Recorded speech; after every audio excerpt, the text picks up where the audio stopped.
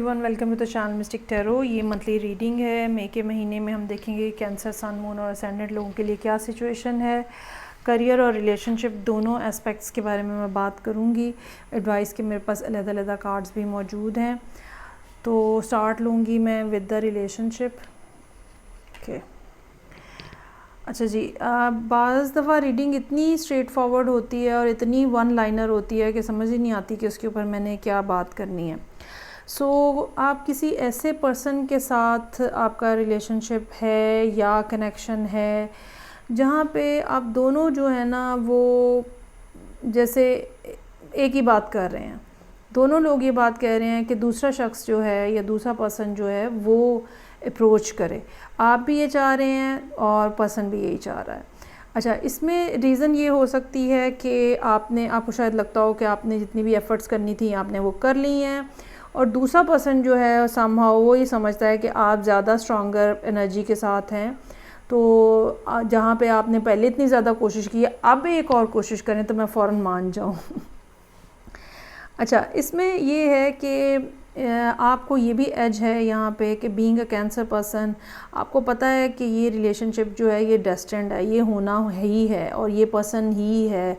आपको पता है इस बात का आपको पहले भी पता था। दूसरे पर्सन ने जैसे उसको इग्नोर किया, नहीं सुना और इस तरह की कोई सिचुएशन। तो आपकी सारी कोशिशों के जवाब में चूँकि कुछ भी नहीं हुआ, तो पिछला काफ़ी एक तवील अरसा हो सकता है, इवन 1 साल का भी अरसा हो सकता है, जहाँ पे आपने अपने आप को कंट्रोल किया, अपनी ग्रोथ के ऊपर तवज्जो दी। इस पर्सन का बहुत आपने इंतज़ार किया, लेकिन अपनी फीलिंग्स को, इमोशंस को कंट्रोल करके आपने टाइम जो है वो गुजारा है। अब जबकि सिचुएशन जो है, जैसे मैंने कहा कि 1 साल का भी टाइम पीरियड हो सकता है, तो आपको अभी भी पता है कि ये पर्सन जो है this person is the one, लेकिन अब आप ये चाहते हैं कि कम्युनिकेशन जो है वो उधर से हो। आप ये चाहते हैं कि इनिशिएशन जो है वो उधर से हो, सॉरी जो है वो उधर से किया जाए, लेकिन पर्सन भी कुछ इसी किस्म के माइंडसेट के अंदर है। यहाँ पे 3 ऑफ वॉन्ड्स है। एक तरफ आप इंतज़ार में खड़े हैं, हैंगमैन है, ठीक है। दूसरी तरफ हो सकता है वो पर्सन भी यही हाथ बांध के बैठा हो। अच्छा, इस बात का भी चांस हो सकता है कि आप किसी लियो के साथ या पाइसिस के साथ डील करें। यहाँ पे इनकी काफ़ी स्ट्रॉन्ग प्रेजेंस मौजूद है। Bottom of the deck page of cups है। सॉरी कब आएगी? ये सॉरी नहीं आ रही, और ये जो नहीं आ रही सॉरी, इसने आपको काफ़ी ज़्यादा परेशान भी किया हुआ है। कब आएगी?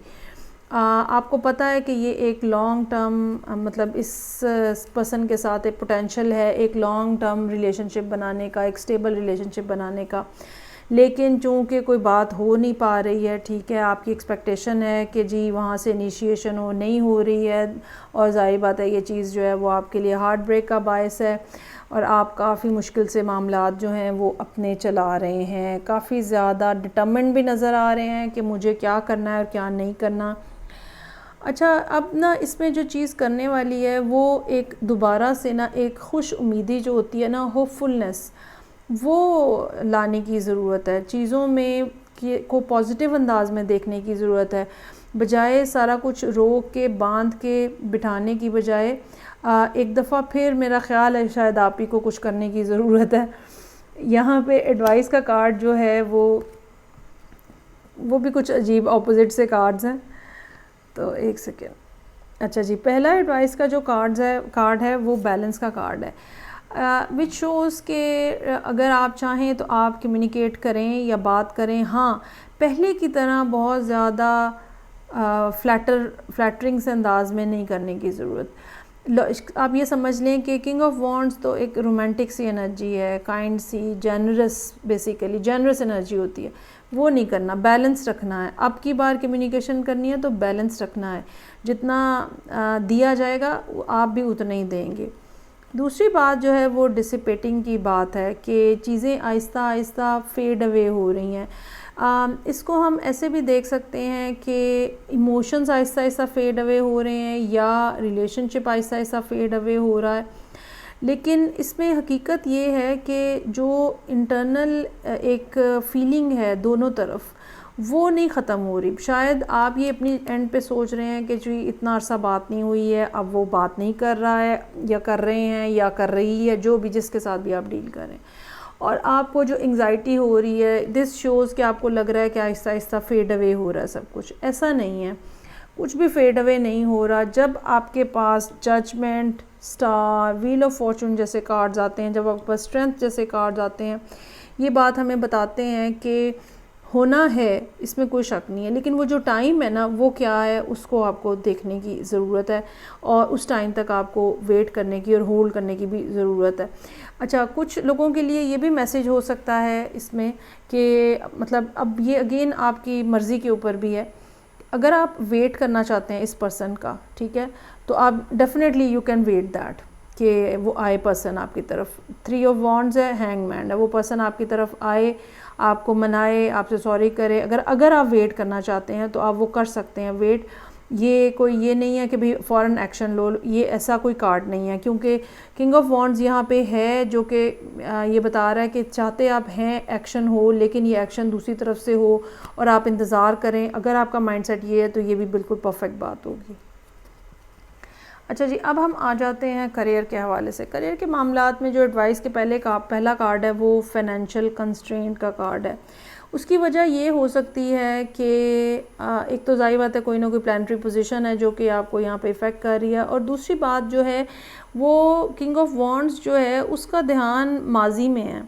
शायद वो पूरे तरीके से being a king of wands आप यहाँ पे हैं, लेकिन शायद आप जो है वो पूरे तरीके से आगे बढ़ के काम नहीं कर पा रहे और आपकी अटेंशन जो है वो डाइवर्टेड है, या वो पास्ट की तरफ है, या चूँकि आप एंग्जाइटी का शिकार हैं सो काम के ऊपर फोकस जो है वो नहीं किया जा रहा। चूँकि आप मुसलसल इंतज़ार की कैफियत में है, पेज ऑफ कप्स और एस ऑफ वॉन्ड्स के साथ, सो वो जो अपॉर्चुनिटीज़ हैं शायद आप उनको पूरे तरीके से ग्रैस्प नहीं कर पा रहे, क्योंकि दूसरा कार्ड हमें बता रहा है ब्रोकन हार्ट। तो इंतज़ार करने में कोई मसला नहीं है इस सारी सूरत हाल के साथ, लेकिन ये चीज़ आपको ज़ाहिरी बात है डिस्टर्ब कर रही है, और ख़ाली इमोशनली नहीं डिस्टर्ब कर रही, फाइनेंशियली भी डिस्टर्ब कर रही है। ये बात हमें ये बताती है कि ये एक महीना जो है मई का ख़ास तौर पे ये फाइनेंशियल डिस्टर्बेंस के साथ रहेगा, और हो सकता है कि जो आपने कुछ रिज़र्व्स भी रखे हुए हैं अपने पास पैसों के, वो भी कंज्यूम हो जाएं। तो अपने इस ब्रोकन हार्ट से टेंशन थोड़ा हटाएं और लोगों को अप्रोच करें, लोगों के साथ दोबारा से अपने आप को रिकनेक्ट करने की कोशिश करें। कुछ लोगों के लिए ये भी पॉसिबिलिटी हो सकती है कि आपने कहीं इन्वेस्ट किया हुआ है, वहाँ से रिस्पांस नहीं आ रहा, आपने कहीं जॉब के लिए अप्लाई किया हुआ है, वहाँ से रिस्पांस नहीं आ रहा, ठीक है। तो ये भी हो सकता है कि कुछ लोगों के लिए कि इस मई के महीने में आप वेट की पार्ट पे रहें। अब वेट करते हुए ज़ाहिरी बात है इनकम नहीं हो रही होती और हम मुसलसल अपनी जो जमा पूंजी है ना वो ख़र्च कर रहे होते हैं।